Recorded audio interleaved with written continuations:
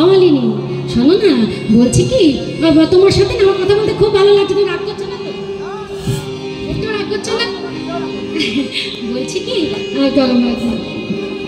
তোমার সাথে না আমি একটু সই পাতাতে চাই। হ্যাঁ সই, তোমার সাথে আমি সই পাতাতে চাই। মালিনী বলছি ও তুই আমার সাথে সই পাতাবে? বেশ, সই পাতাবে তো খুব ভালো কথা, কিন্তু শোনো রাই ধনী, তুমি তো রাজার মেয়ে, আজ আমাকে সই বলছো, কাল যদি আবার জল সই করে দাও। তাই তুমি যখন আমাকে সই পাতাচ্ছ 3 সত্য অঙ্গীকার করতে হবে। কি 3 সত্য? গোবিন্দ বলছে শোনা, এখন আমার রূপ যৌবন আছে, আমাকে তোমার ভালো লাগছে, তাই তুমি আমাকে সই বলছো। যেদিন আমার বয়স হয়ে যাবে, আমাকে দেখতে আর ভালো লাগবে না, সেদিন তুমি আমার সই হবে। রাধারানী বলছে সেদিনও আমি তোমার সই। বেশ, তাহলে এক সই হলো। এবার শোনো, এই যে আমি এখন বনে বনে ফুল তুলি, মালা গেঁথে মালা বিক্রি করি, এখন আমি অর্থ উপার্জন করতে পারি, রোজগার করতে পারি। এখন তুমি আমাকে সই বলছো, যেদিন আমি রোজগার করতে পারবো না সেদিন তুমি আমাকে সই বলবে।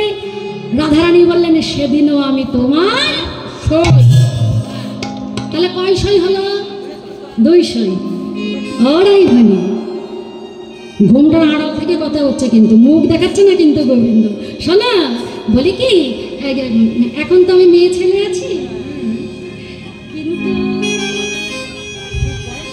যদি আমি কোনোদিন বেটা ছেলে হয়ে যাই,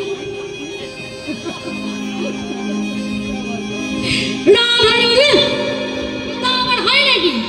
বলি মেয়ে ছেলে আবার বেটা ছেলে হয় নাকি? বলে হয় হয় হয়, আজকালকার সব হয়, কিনা হয় না? হ্যাঁ, মেয়েরা ছোট ছোট চুল কেটে ওই ছোট খাটো ফাটা পরে পরে ঘুরে বেড়াচ্ছে ছেলেদের মতন, সে যে বুঝে আর উপায় নেই কে ছেলে আর কে মেয়ে। রাধারানী বলছে না না, ওসব হয় না। আরে ধরো যদি হয় তাহলে তুমি আমার সই। রাধারানী বললেন তবুও তুমি আমার সই সই সই। এবার গোবিন্দ চিন্তা করছে এইভাবে যদি কথার বাক্য মানে আমাকে শেষ করে দেয়, ধরো যদি পড়ে যাই তাহলে আমি শেষ। রাইধনী শোনো, অনেক কথা বলেছ, তবে আমার মালা যদি না কেন আমি তোমাকে অভিশাপ দেব। কি অভিশাপ? তোমার শাশুড়ি ননদই মারা যাবে। ললিতা বলছে রাধে ওই মালা আর কিনিস, মালা না কিনলে যদি শাশুড়ি ননদই মরে যায়, কৃষ্ণ ভজনে তোর আর বাধা থাকবে না। গোবিন্দ চিন্তা করলো এই রে কি বোকার মতন বলে ফেললাম। শোনো শোনো, এই হলো আমার মালার দোষ।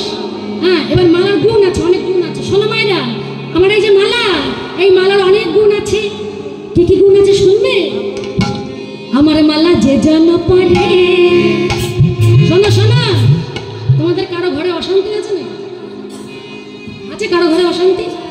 স্বামী স্ত্রীতে বনাবনি হয় না? আছে? হ্যাঁ, ঠাম্মা নাকি আছে? ঠাম্মা তো উনি নেই নাকি? ওরে ও মায়েরা, স্বামী স্ত্রীতে গন্ডগোল আছে নাকি? ওই মা বলছে হ্যাঁ ঠিক বলেছো মা, তুমি ঠিক কথাই বলেছো। এখানে আর সবাই যারা মাথা নাড়াচ্ছে সবাই মিথ্যা কথা বলছে, সবাই মিথ্যা বলছে। চিন্তা করছে বলে মরি, বাড়ি গেলে কপালে আছে। গোবিন্দ বলছে শোনা, আমার মালা যে জন পড়ে না গড়ে তার বসে, আমার মায়া হরি হরি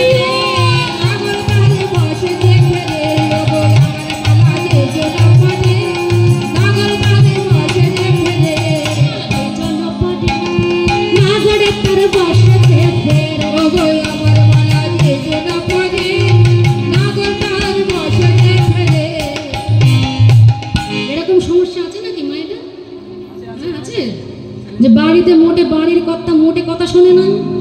বাবাদেরও বলছি যে বাড়ির মায়েরা কথা শোনে না, আছে নাকি এরকম?